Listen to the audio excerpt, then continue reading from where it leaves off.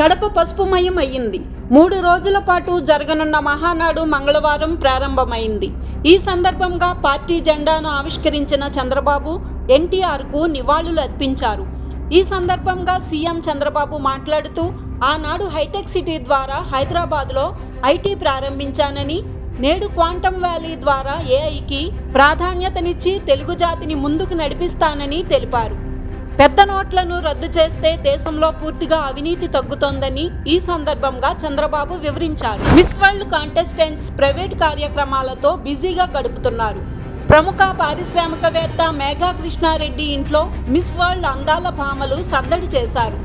Miss world పోటీదారుల కోసం ప్రత్యేకంగా బ్యూటీ విత్ ఏ పర్పస్ గాలాను నిర్వహించారు. ఈ కార్యక్రమంలో మేఘా కృష్ణారెడ్డి సతీమణి సుధారెడ్డి ఆధ్వర్యంలో నిర్వహించారు. ఇటు ఓ రియల్ ఎస్టేట్ సంస్థ తరపున కూడా అందాల భామలు ప్రచారం చేయాల్సి వచ్చింది. వియత్నాం పర్యటనకు వచ్చిన ఫ్రాన్స్ అధ్యక్షుడు ఎమాన్యుయల్ మెక్రాన్ ను ఫ్లైట్ లోనే తన సతీమణి తన చేతులతో ముఖంపై దాడి చేసింది.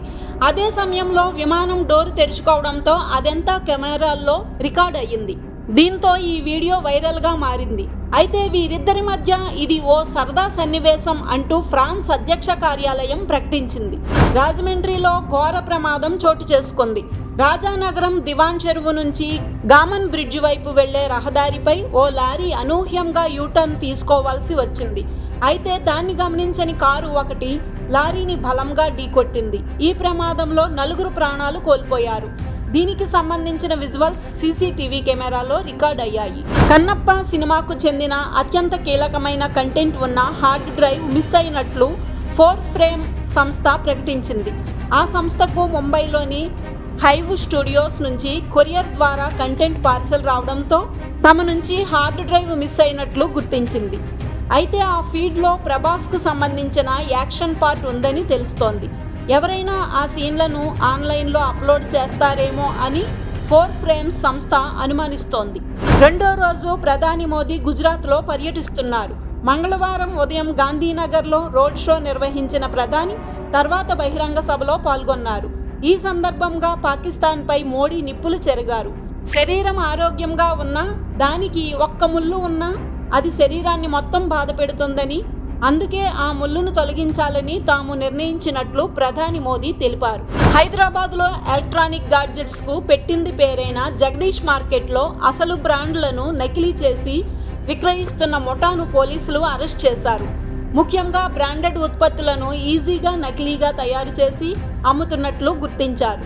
దాదాపు ₹1 కోటి విలువైన యాపిల్ బ్రాండ్ ఐటమ్స్ ను పోలీసులు స్వాధీనం చేసుకున్నారు. సరిగ్గా యాపిల్ ఉత్పత్తులను పోలి ఉన్న నకిలీలను అమ్ముతున్న 4 వ్యక్తులను కూడా అరెస్ట్ చేశారు. యాపిల్ లోగోలు మరియు ప్యాకేజింగ్లను ఉపయోగించి నకిలీ యాపిల్ బ్రాండెడ్ ఉత్పత్తులను నిజమైనవిగా నమ్మించి విక్రయిస్తున్నట్లు పోలీసులు తెలిపారు. ఆపరేషన్ సింధూర్కి సంబంధించి బార్డర్ సెక్యూరిటీ ఫోర్స్ తాజాగా ఓ వీడియో విడుదల చేసింది. పాక్ భూభాగంలోకి 2.2 కిలోమీటర్ల మేర చొచ్చుకెళ్లిన 3 టెర్రర్ లాంచ్ ప్యాడ్స్ ను నాశనం చేసినట్లు వీడియోలో చూపించింది. తాము ప్రయోగించిన మిసైల్స్ ఖచ్చితమైన లక్ష్యాలను చేరాయని ప్రకటించింది. భారత్తో నెలకొన్న అన్ని వివాదాలపై చర్చలకు సిద్ధంగా ఉన్నామని పాకిస్తాన్ ప్రధాని షహబాజ్ షరీఫ్ మరోసారి ప్రకటించారు. కాశ్మీర్, ఉగ్రవాదం, జల వివాదాలు, వాణిజ్యం వంటి కీలక విషయాలపై చర్చించి శాంతియుత పరిష్కారం కనుగొనాలని ఆయన ఆకాంక్షించారు. ప్రస్తుతం 4 దేశాల పర్యటనలో ఉన్న షరీఫ్ టెహ్రాన్లో ఈ వ్యాఖ్యలు చేశారు. ఉగ్రవాద నిరోధంపై కూడా మాట్లాడేందుకు సిద్ధమని ప్రకటించారు. సినిమా థియేటర్ బంద్ వ్యవహారంపై డిప్యూటీ సీఎం పవన్ కళ్యాణ్ మరోసారి స్పందించారు. ప్రజలు సినిమా థియేటర్లకు రావాలంటే తినుబండారాలు, శీతల పానీయాలు, వాటర్ బాటిల్స్ ధరలను నియంత్రించాలని స్పష్టం చేశారు. అలాగే ఇక నుంచి సినిమా ఇండస్ట్రీ నుంచి తనను వ్యక్తిగతంగా కలిసేందుకు ప్రయత్నించరాదని, చలనచిత్ర వాణిజ్య మండలి ద్వారానే ప్రభుత్వాన్ని సంప్రదించాలని సూచించారు. మంగళగిరి మాజీ ఎమ్మెల్యే వైసీపీ నేత ఆళ్ల రామకృష్ణారెడ్డిపై సిఐడి అధికారులు కేసు నమోదు చేశారు. 2021లో తెలుగుదేశం పార్టీ ప్రధాన కార్యాలయంపై జరిగిన దాడి ఘటనకు సంబంధించి ఈ కేసు నమోదైంది. ఈ దాడి కేసులో ఆయన్ను 127వ నిందితునిగా సిఐడి పోలీసులు చేర్చారు. 2021 అక్టోబర్ 19న మంగళగిరిలోని టీడీపీ కేంద్ర కార్యాలయంపై దాడి జరిగాక ఈ కేసులో ఇప్పటికే వైసీపీ మాజీ ఎంపీ నందిగం సురేష్ అరెస్ట్ అయ్యారు. అక్కినేని కుటుంబంలో పెళ్లి సందడి మొదలైనట్లు తెలుస్తోంది. హీరో అఖిల్ ప్రముఖ వ్యాపారవేత్త కుమార్తె జైనబ్ రౌడ్జీతో వివాహం జరగనుంది. ఈ పెళ్లి జూన్ 6న జరగనుందనే వార్త వైరల్ అవుతోంది. గత ఏడాది నవంబర్ 26న వీరి నిశ్చితార్థం వైభవంగా జరగగా తాజాగా వీరి వివాహ తేదీ ఖరారైందని, జూన్ 6న అఖిల్ జైనబ్ 7 అడుగులు వేయనున్నారని తెలుస్తోంది. రెజ్లింగ్ బాడీ మాజీ చీఫ్ బ్రిజ్ భూషణ్ కు భారీ ఊరట లభించింది. అతనిపై ఉన్న ఫోక్సో కేసును ఢిల్లీ కోర్టు కొట్టివేసింది. ఢిల్లీ పోలీసులు దాఖలు చేసిన పిటిషన్పై బాధితురాలు, ఆమె తండ్రి ఎటువంటి అభ్యంతరం వ్యక్తం చేయకపోవడంతో పాటు పోలీసులు దర్యాప్తు పట్ల సంతృప్తి వ్యక్తం చేయడంతో ఫోక్సో కేసులో వాదనలు విన్న పాటియాలా కోర్టు కేసును కొట్టివేయడానికి అంగీకరించింది. ఇండియన్ స్టూడెంట్స్ కి అమెరికా మరో షాక్ ఇచ్చింది. క్లాసులకు హాజరు కాకుంటే వీసా రద్దు చేయవచ్చు అని భారత విద్యార్థులకు అమెరికా రాయబార కార్యాలయం హెచ్చరికలు జారీ చేసింది.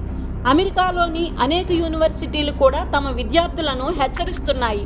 ట్రంప్ అడ్మినిస్ట్రేషన్ వలసలపై కఠిన చర్యలు తీసుకుంటున్న నేపథ్యంలో అమెరికా సంస్థలలో చదువుతున్న భారతీయ విద్యార్థులు తరగతులను హాజరు కాకున్నా, చదువును మానేసినా లేదా సమాచారం లేకుండా తమ అకాడమిక్ ప్రోగ్రామ్ ని వదిలివేసినా భవిష్యత్తులో వీసాలకు అర్హత కోల్పోయే అవకాశం ఉందని అమెరికా ప్రభుత్వం మంగళవారం హెచ్చరించింది. పహల్గామ్ దాడిలో ఉగ్రవాదులు ఏ మతం వారో అడిగి మరీ చంపడంతో సహనం పూర్తిగా పోయిందని, అందువల్లే పాకిస్తాన్ కు భారత్ తిరిగి సమాధానం చెప్పాల్సి వచ్చిందని ఏపీ బీజేపీ రాష్ట్ర అధ్యక్షురాలు దగ్గుపాటి పురంధరేశ్వరి తెలిపారు.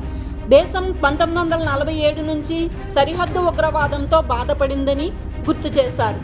భారత్ పాక్ పౌరులను లక్ష్యంగా చేసుకోలేదని, ఉగ్రవాద శిబిరాలను మాత్రమే లక్ష్యంగా చేసుకుంది అని పురంధరేశ్వరి చెప్పారు. కర్ణాటక ప్రభుత్వం ఆధ్వర్యంలోని Mysore sandal soap brand ambassador గా ప్రముఖ నటి తమన్నాను నియమించడంపై కన్నడ నటి మాజీ ఎంపీ రమ్య తీవ్ర స్థాయిలో అభ్యంతరం వ్యక్తం చేశారు.